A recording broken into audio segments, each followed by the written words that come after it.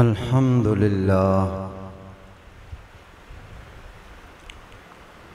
الحمد لله نحمده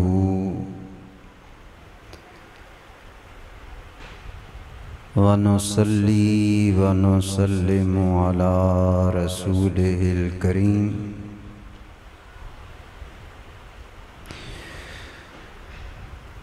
وعلى آله وأصحابه أجمعين أما بعد فأعوذ بالله من الشيطان الرجيم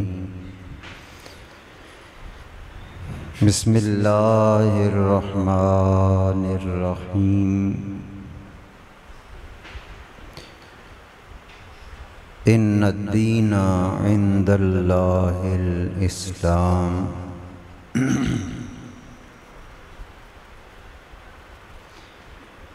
صدق اللہ مولانا العظیم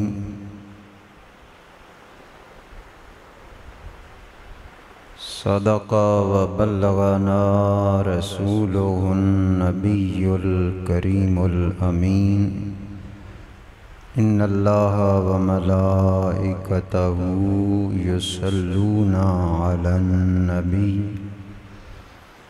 یا ایہا الذین آمنوا صلوا علیہ وسلموا تسلیما۔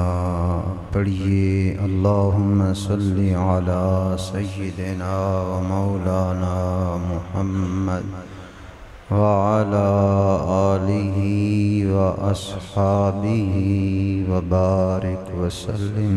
الصلاۃ والسلام علیک یا وعلى آلك وأصحابك يا سيدي يا حبيب الله۔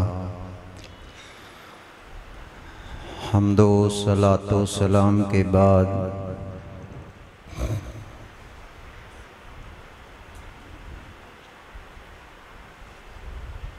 محترم و مکرم بزرگوں، دوستوں، بھائیوں، عزیزوں،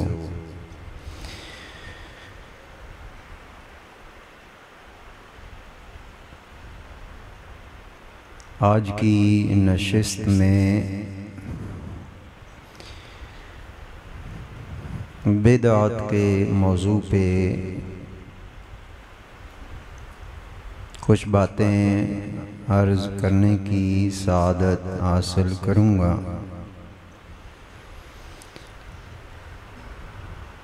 اللہ تعالی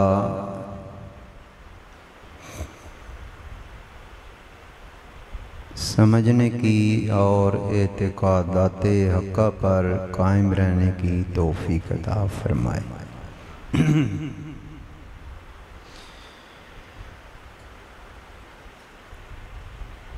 اللہ تعالیٰ کی جناب میں جو دین سب سے محبوب ہے اس کا نام ہے دین اسلام۔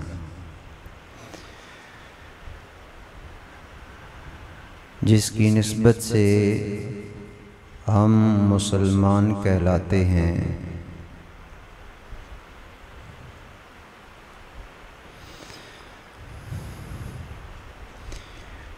ہمارا دین دین اسلام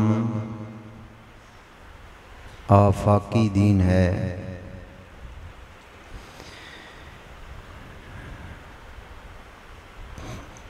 علاقائی حدود اور زمانے کی قیدوں میں بندھا ہوا نہیں۔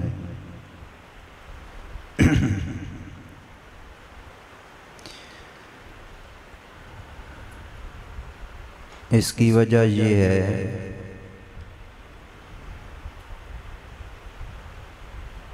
کہ قرآن و حدیث میں ایسے اصول اور ضابطے اور قانون بیان کر دیے گئے ہیں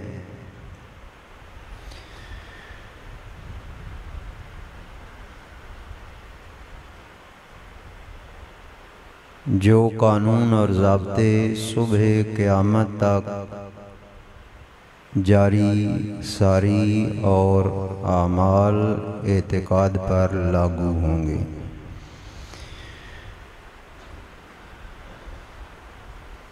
نت نئے مسائل اور نئی نئی چیزیں سننے کو ملتی ہیں،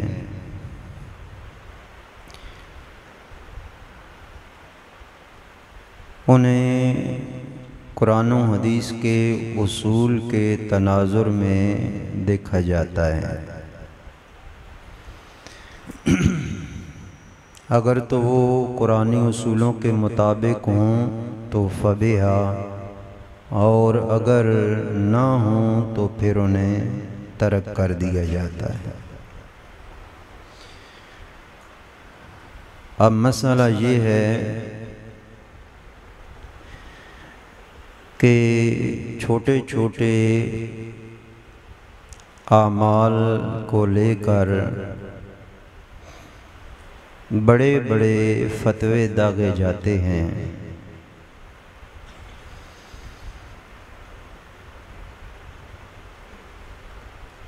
ضابطہ ہمیشہ ملحوظ خاطر رہنا چاہیے۔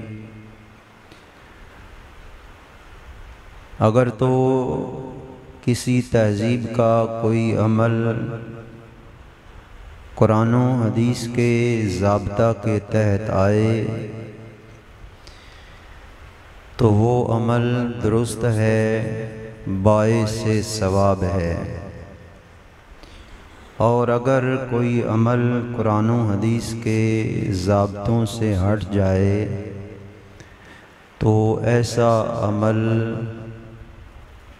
اور کام اسلام میں ناپسندیدہ ہے اور چھوڑ دیے جانے کے قابل ہے۔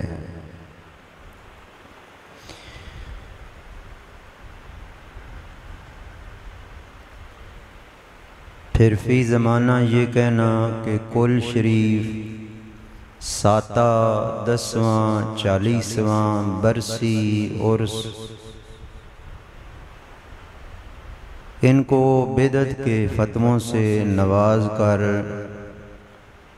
ناجائز اور حرام تک لے جانا قطعاً اسلامی اصولوں کے مطابق نہیں، کیونکہ قرآن و حدیث میں ضابطہ ہے ایصال ثواب کرنا، اور کل شریف میں چونکہ ایصال ثواب ہی مقصود ہے، 7، 10واں، 40 برسی اور عرس میں ایصال ثواب ہی مقصود ہے، تو یہ چیزیں اسلامی اصول کے اور قانون کے تحت آتی ہیں، اس لیے یہ ناجائز اور بدعت نہیں کہلائیں گی۔ اسی طرح خوشی منانے کا بھی ایک اصول ہے، قُلْ بِفَضْلِ اللَّهِ وَبِرَحْمَتِهِ فَبِذَلِكَ فَلْيَفْرَحُوا۔ تو اس ضابطے سے ہمیں معلوم ہوا کہ خوشی منانا جائز ہے، لیکن ایسی خوشی جو اسلامی احکامات اور محارم کے ارتکاب کی وجہ سے پراگندہ ہو جائے، مثلاً خوشی کے موقعوں پر ڈھول باجا، شراب نوشی، رقص و سرود، یہ خوشی کے اظہار کا طریقہ شریعت میں نہیں ہے۔ حرام چیزوں سے بچ کر اگر کوئی بندہ خوشی کا اظہار کرے تو عین تقاضائے احکام خداوندی کے مطابق ہے۔ خوشی کو بھی بدعت نہیں کہہ سکتے، لہٰذا میلاد شریف منانا، جلوس میں جانا، ذکر و اذکار کی محفل کرنا، عظمت و معراج مصطفیٰ کے جلسے کرنا، یہ سارے حضور کی عظمتوں پر خوشی کا اظہار ہیں۔ اور عین شریعت کے مطابق ہیں، کیونکہ کسی بھی موقع پر خلاف شریعت کام نہیں کیا جاتا، تو یہ ساری چیزیں بدعت سے باہر ہیں اور یہ جائز ہیں۔ وہ بدعت جسے لوگوں نے ناجائز قرار دیا ہے۔ بدعت فی زمانہ بہت بڑا مرض ہے، اور لوگ بات بات پر بدعت کے فتوے داغتے ہیں۔ تو تھوڑی سی گفتگو بدعت کے حوالے سے، اور وہ حدیث پاک جس کو بنیاد بنا کر ہر بدعت کو گمراہی قرار دیا جاتا ہے، اس حدیث پاک کو مکمل ہم پڑھنے اور سمجھنے کی انشاءاللہ کوشش کریں گے، تاکہ کل بدعت دلالت والا جو یہ سلوگن اور نعرہ ہے، اس کا صحیح مفہوم سمجھا جا سکے۔ بدعت کا معنی ہے نئے سرے سے کسی چیز کو بنانا۔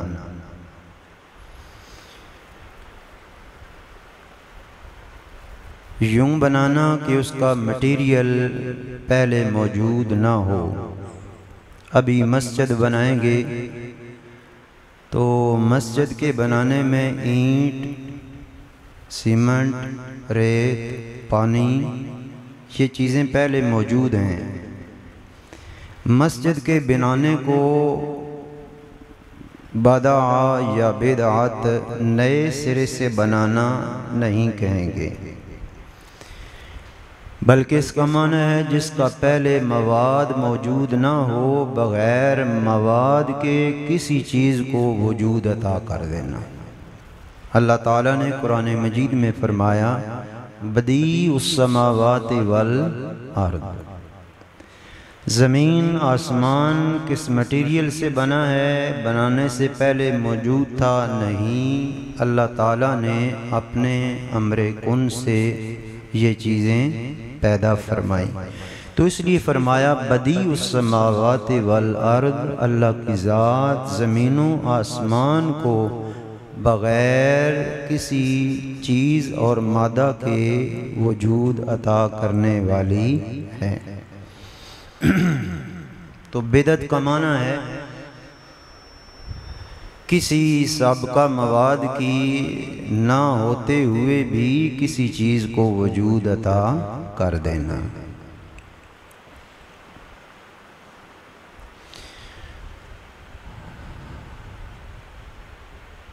اور شریعت اسلامی میں مختلف تعریفات اس کی اصطلاحاً کی گئی ہیں۔ بدعت کا ایک معنی یہ بھی بیان کیا گیا جو کام عہد رسالت مآب میں نہیں تھا، حضور کے عہد مقدس کے بعد وہ جو نیا کام کیا جائے وہ بدعت ہے۔ نیا کام جس کا پہلے کوئی وجود سرکار کے زمانہ میں یا مثال نہ ہو۔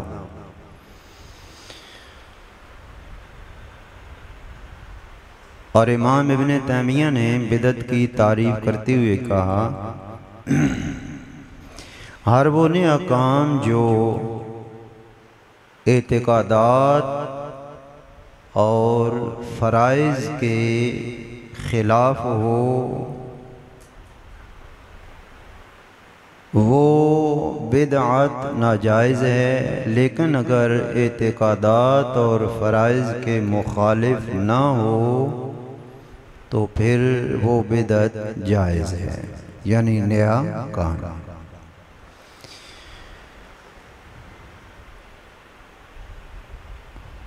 اللہ تعالیٰ نے ارشاد فرمایا حضرت عیسیٰ علیہ السلام کی قوم نے جو احکام حضرت عیسیٰ نے انہیں بتائے تھے، وہ قوم ان کاموں سے نکل کر ایک اور کام انہوں نے اپنے اوپر لازم کر لیا، اور وہ کام تھا رہبانیت نبتدعوہا، رہبانیت، گھر بار چھوڑ کر، بستیاں گاؤں چھوڑ کر تنہائی میں ڈیرے لگانا اور اللہ کی عبادت کرنا۔ اب یہ ایسا کام تھا جس کا حضرت عیسیٰ علیہ السلام نے حکم نہیں دیا تھا، قوم نے اپنے پاس سے اور اپنی طرف سے یہ کام کرنا شروع کر دیا رہبانیت کا۔ اور حضور نے فرمایا لا رہبانیت فی الاسلام، اسلام میں رہبانیت نہیں ہے۔ دین عیسوی میں بھی نہیں تھی، لیکن انہوں نے خود اپنے اوپر لازم کیا اور پھر اس کے حقوق بجا نہ لا سکے، رہبانیت کے حقوق ادا نہ کر سکے اور پھر اسے ترک کر دیا، دوام ہمیشگی اختیار نہ کی، تو ارشاد فرمایا فما رعوها حق رعایتها، رہبانیت کو انہوں نے خود ایجاد کیا اور پھر اس کے حقوق کو وہ ادا نہ کر سکے۔ تو ارشاد فرمایا جنہوں نے پھر ایمان لائے اور اس عمل پہ دوام اختیار کیا، اللہ تعالیٰ نے انہیں اس کا اجر بھی عطا فرما دیا۔ اب دیکھیں یہ رہبانیت حضرت عیسیٰ علیہ السلام کے بتائے ہوئے احکامات میں سے نہیں تھا، قوم نے خود اپنے اوپر اسے لازم کیا، لیکن رہبانیت کا چونکہ احکام عیسوی کے ساتھ کوئی اختلاف نہیں تھا، عبادت تھی، سراسر اللہ کی کھوج تھی، اور کنج تنہائی یعنی تنہائی کے گوشے میں جا کر اللہ تعالیٰ کو یاد کرنا رہبانیت، انہوں نے خود اختیار کر کے ایک نیا کام کیا، ایک بدعت کی، نیا کام کیا، اور اس نئے کام کو اللہ تعالیٰ نے رد نہیں فرمایا بلکہ فرمایا ٹھیک ہے، اچھا کام ہے، جو کرے گا اسے اللہ کی جناب سے اجر ملے گا۔ قرآن مجید کی آیت سے پتہ چلا کہ وہ نیا کام جو اعتقادات کے خلاف نہ ہو، جس سے کسی فرض کو چھوڑنا لازم نہ آئے، وہ نیا کام، وہ بدعت جائز ہے، بلکہ اس پر اللہ کی طرف سے اجر بھی انسان کو ملتا ہے۔ تو اسی لیے علماء نے کہا ایسا کام جو احکامات کے موافق ہو، مخالف نہ ہو، اسے بدعت حسنہ کے طور پر اپنا لیا جائے تو انسان اجر کا مستحق ٹھہرتا ہے، جیسے حضور نبی کریم صلی اللہ تعالی علیہ وآلہ وسلم نے ارشاد فرمایا من سن فی الاسلام سنتا حسنہ، جو اسلام میں کوئی اچھا کام جاری کرے گا تو اللہ تعالیٰ اسے اس نئے کام کے جاری کرنے کا اجر دے گا، اور جو بندہ اس پر عمل کرے گا اللہ تعالیٰ اس کے عمل کا بھی اجر جاری کرنے والے کو عطا فرمائے گا۔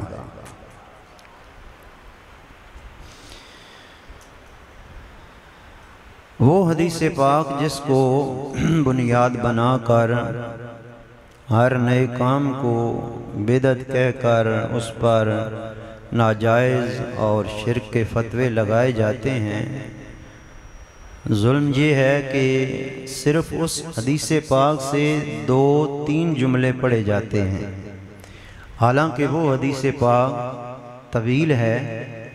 اگر وہ ساری حدیث پاک انسان غور سے پڑھے تو بات بالکل واضح ہو جاتی ہے کہ اس دلالت اور اس بدعت سے مراد کیا ہے۔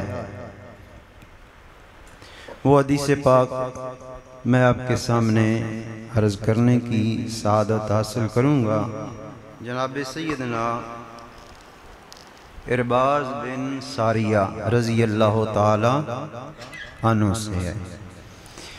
وہ کہتے ہیں صلی بنا رسول اللہ صلی اللہ علیہ وسلم ذات یوم، ایک دن حضور رحمت عالم نے ہمیں نماز پڑھائی۔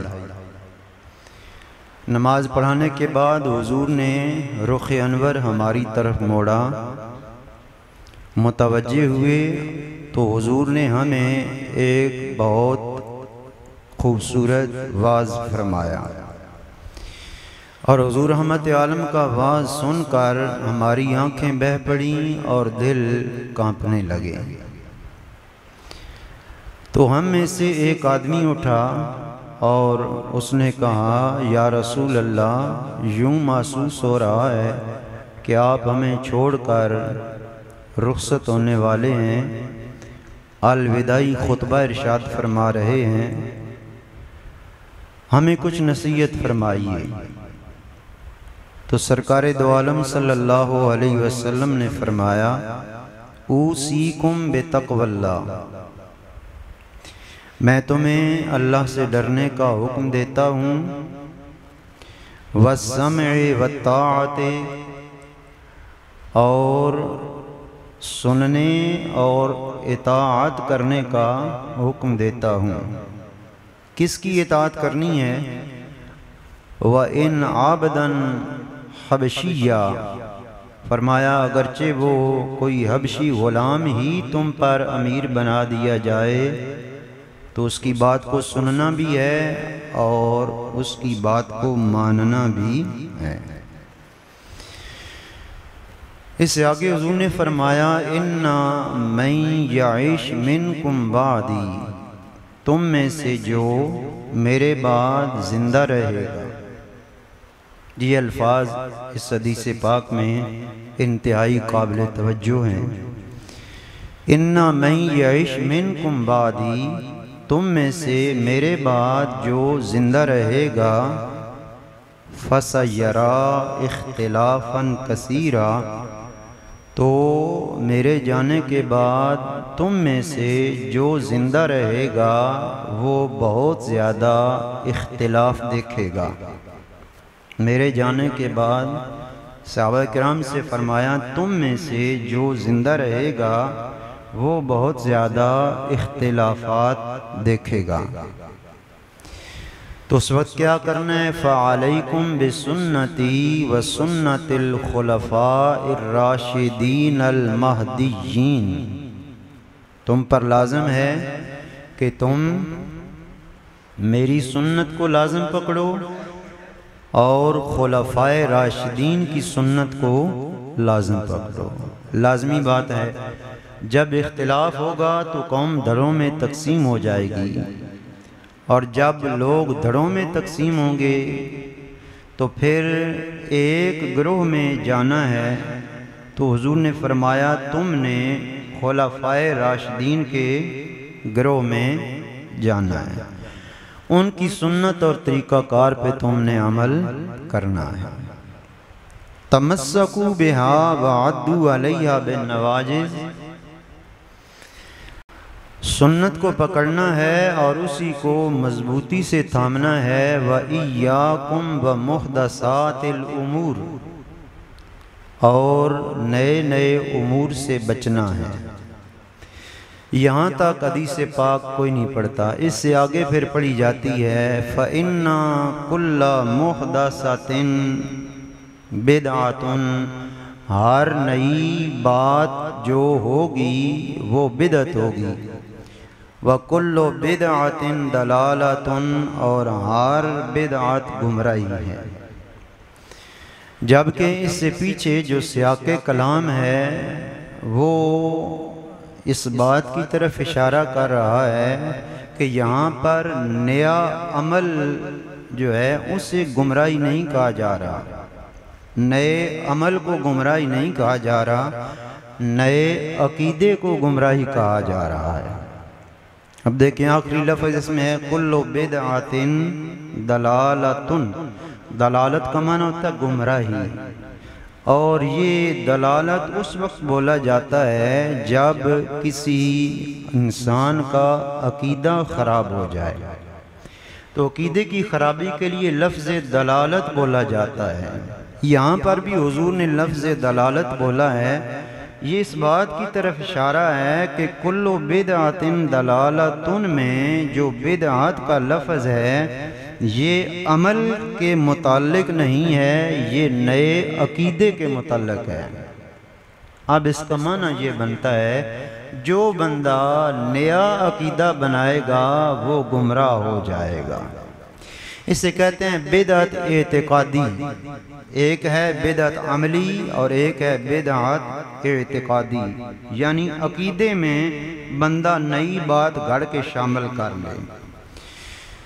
دیکھیں حدیث پاک کے جو ابتدائی الفاظ میں نے پہلے پڑھے ہیں ان میں سرکار دو عالم صلی اللہ علیہ وسلم نے جو حکم دیا وہ ایک ہے کہ اللہ سے ڈرنا ہے، دوسرا ہے اگرچہ حبشی غلام ہو تو پھر بھی تم نے اس کی اطاعت کرنی ہے، اور تیسری بات فرمائی کہ میں چلا جاؤں گا اور میرے بعد اے میرے اصحاب تم میں سے جو زندہ رہے گا وہ بہت زیادہ اختلاف دیکھے گا۔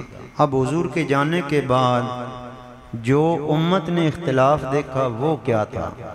جناب سیدنا صدیق اکبر کے عہد میں انتشار تھا، لوگ اسلام کو چھوڑ کر مرتد ہو گئے، دین اسلام سے پھر گئے، ارتداد تھا، زکوٰۃ کا لوگوں نے انکار کر دیا، اور کئی کہنے لگے کہ ہم 5 نمازیں نہیں پڑھیں گے۔ زکوٰۃ نماز یہ فرائض ہیں، اور فرائض کا انکار کرنے والا دائرہ اسلام سے خارج ہے۔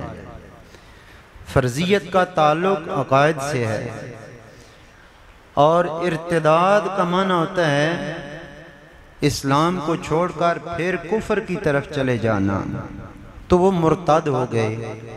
اور پھر اسی طرح ختم نبوت کے منکروں نے سر اٹھانا شروع کر دیا۔ یہ وہ فتنے تھے، یہ وہ اختلاف تھا جو حضور نے فرمایا تم میں سے میرے بعد جو زندہ رہے گا وہ بہت زیادہ اختلاف دیکھے گا، کبھی ختم نبوت کے موضوع پہ، کبھی ارتداد کے میدانوں میں، اور کبھی زکوٰۃ اور نماز کے تارکین کی صورت میں اختلاف ہوگا۔ ان ساری چیزوں کا تعلق عمل سے نہیں ہے، ان ساری چیزوں کا تعلق اعتقاد سے ہے۔ اب سیاق کلام میں جو چیزیں ذکر کی جا رہی ہیں وہ عقیدہ کی چیزیں ہیں، اور یہ بات صحیح ہے، عقیدہ پرانا ہی اچھا ہے، وہی جو قرآن و حدیث میں بیان ہو چکا۔ نئے نئے عقائد بنائے جائیں گے تو پھر وہ عقائد انسان کے لیے گمراہی کا باعث بنیں گے۔ تو یہ وہ تین چار چیزیں تھیں جو نبی دو عالم صلی اللہ علیہ وسلم کے وصال کے بعد امت نے دیکھیں، اور حضرت سیدنا صدیق اکبر رضی اللہ تعالی عنہ نے ہر میدان میں ان کا سامنا کیا۔ تو چونکہ عقائد کا ذکر ہے، اس ذکر کے بعد پھر حضور کہہ رہے ہیں ایاکم ومحدثات الامور، نئے نئے امور سے بچنا، اور نئے نئے امور سے یا مراد وہی ارتداد ہے، مرتد ہونا، فرائض کا انکار کرنا، ختم نبوت کے دعوے کرنا، یہ وہ نئے نئے امور تھے جو سرکار کے وصال کے بعد ظاہر ہوئے اور اختلاف کی شکل اختیار کر گئے۔ تو انہی کی طرف اشارہ کیا وَإِيَّاكُمْ وَمُحْدَثَاتِ الْأُمُورِ، ان نئے نئے عقیدوں نظریوں سے بچنا، کیونکہ ان میں سے جو بھی نیا نیا نظریہ آئے گا وہ بدعت ہوگا، وہ عقیدے کی خرابی ہوگی، اور جب انسان کا عقیدہ بگڑ جائے گا تو انسان گمراہ ہو جائے گا۔ اور پھر آگے کہا جاتا ہے کل دلالت فی النار، ہر گمراہی جہنم میں جائے گی۔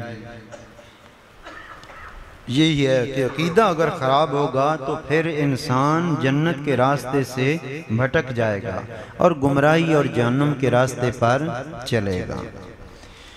اس میں 2 لفظ استعمال ہوتے ہیں، ایک لفظ ہے محدث، احداث اسے کہتے ہیں، اور ایک لفظ ہے بدعت، دونوں کا معنی ایک ہی ہے، نئے عقیدے کو جنم دینا، نئے عقیدے کا اظہار کرنا، نئے عقیدے کے پیچھے چلنا۔ اسی طرح حضرت سیدہ طیبہ طاہرہ عائشہ صدیقہ رضی اللہ تعالی عنہا سے غالباً یہ روایت ہے کہ آپ نے فرمایا جو ہمارے امر دین میں نئی بات لائے گا فَهُوَ رَدٌ، تو اس کی اس بات کو رد کر دیا جائے گا۔ اس میں ہے ما احدث من احدث فی امرنا ھذا، اس قسم کے الفاظ ہیں۔ تو یہاں پر احدث کا لفظ ذکر ہوا ہے، کہیں پر بدعت کا لفظ ہے، کہیں پر احدث کا لفظ ذکر ہے۔ اسی طرح ایک حدیث پاک ہے، حضور نبی کریم صلی اللہ تعالی علیہ وسلم نے فرمایا حوض کوثر پر میری امت آئے گی اور پھر کچھ لوگ اٹھائے جائیں گے اور انہیں واپس بھیج دیا جائے گا، تو میں کہوں گا اقولو، میں کہوں گا اصحابی یا اصحابی، یہ میرے اصحاب یا اصحاب کے الفاظ ہیں۔ تو جواب دیا جائے گا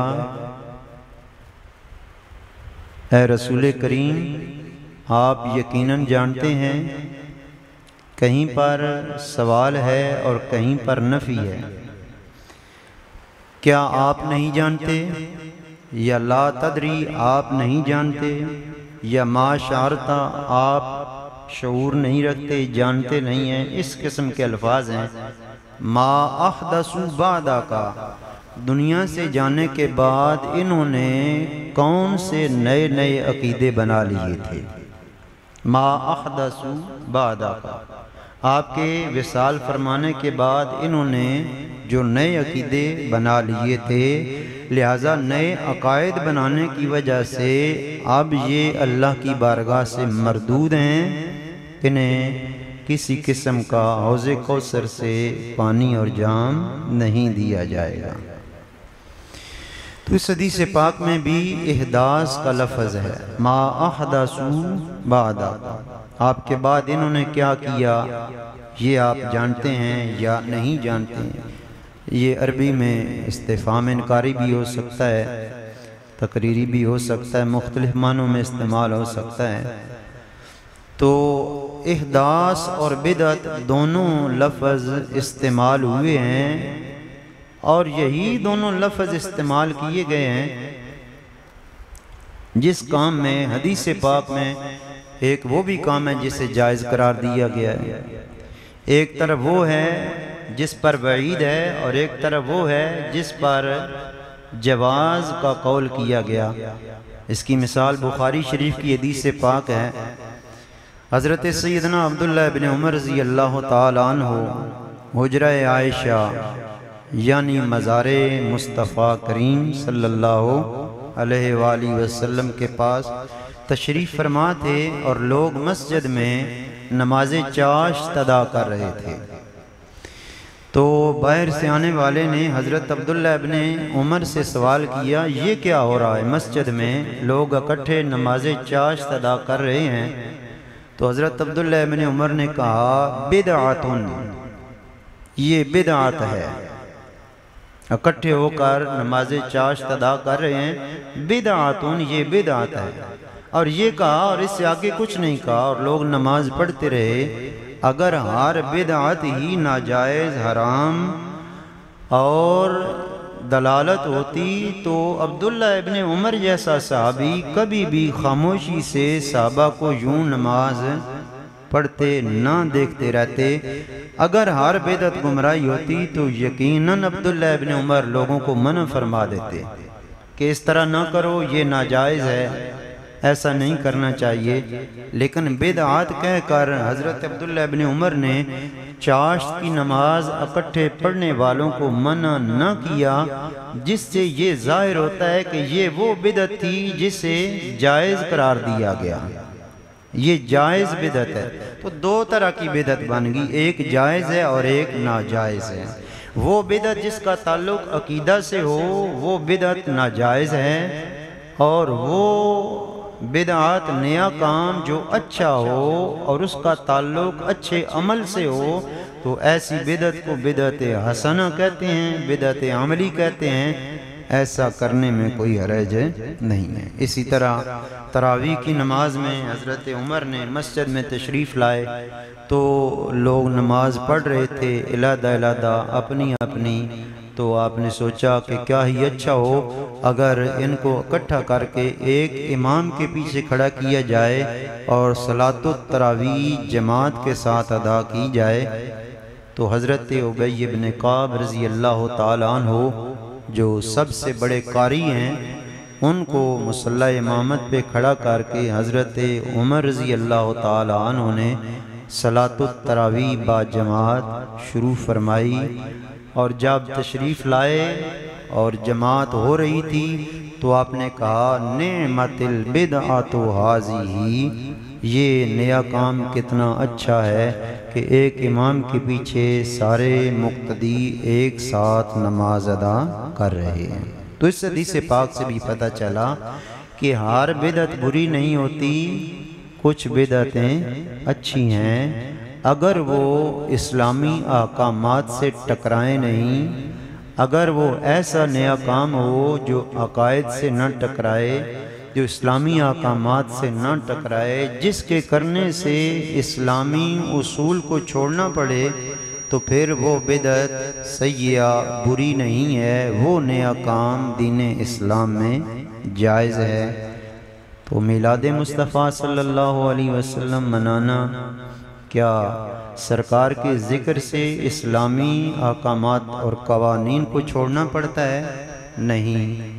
یہ اعتراض ہو سکتا ہے کہ اگر آپ میلاد شریف مناتے ہیں تو جلوس میں عورتیں جھانک جھانک کر دیکھتی ہیں، بھائی یہ کام واقعتاً ناجائز ہے، جو ناجائز ہے اسے پابندی لگانی چاہیے۔ میلاد مصطفیٰ صلی اللہ علیہ وسلم کے جلوس چونکہ یہ وہ کام ہے جو اسلامی احکامات کے مخالف نہیں ہے تو جائز ہے۔ جو چیز خراب ہو اسے ختم کرنے کی کوشش کرنی چاہیے۔ ناک پہ مکھی بیٹھی ہو تو یہ مطلب نہیں کہ ناک ہی کاٹ دیا جائے، مکھی کو اڑانا چاہیے۔ تو اسی طرح باقی جو ہمارے کل کے یا 10ویں کے پروگرام ہیں یہ بھی اسلامی اصولوں کے عین مطابق ہیں، ان میں کسی قسم کی اسلامی اصولوں سے مخالفت لازم نہیں آتی۔ نہ بھی ہو کہ سرکار نے نہیں کیا تھا، صحابہ نے نہیں کیا تھا، نیا کام ہے، نیا کام ہے تو کیا یہ اسلام کے مخالف کام ہے؟ نہیں، مخالف نہیں، کیونکہ یہ ایصال ثواب ہے، اور ایصال ثواب جائز ہے، قرآن و حدیث سے ثابت ہے۔ تو جب جائز ہے تو کسی صورت میں بھی ایصال ثواب کیا جائے کرنا درست ہے، یہ نیا کام باعث ثواب ہے۔ احباب ذی وقار، پھر اس سے پتہ یہ چلا کہ بدعت دو طرح کی ہے، ایک بدعت عقیدے میں بدعت ہے اور ایک بدعت عمل میں بدعت ہے۔ وہ جو نیا عقیدہ گھڑا جائے اس کے بارے میں حضور نے فرمایا کل بدعت دلالہ، عقیدے میں جو نیا عقیدہ آئے گا وہ گمراہی ہوگا، اور جو عمل ہے اس کی پھر دو قسمیں بنے گی، یا عمل اچھا ہے یا عمل برا ہے۔ نیا کام اچھا ہوگا یا نیا کام برا ہوگا، اچھا ہوگا تو قابل تحسین اور قابل اجر ہے، اور برا ہوگا تو اس کو ختم کرنے کی کوشش کرنی چاہیے۔ اللہ تعالی ہمیں دین اسلام کے احکامات پہ عمل کی توفیق عطا فرمائے اور عقائد کی درستگی نصیب فرمائے۔ وما علیہ الا البلاغ۔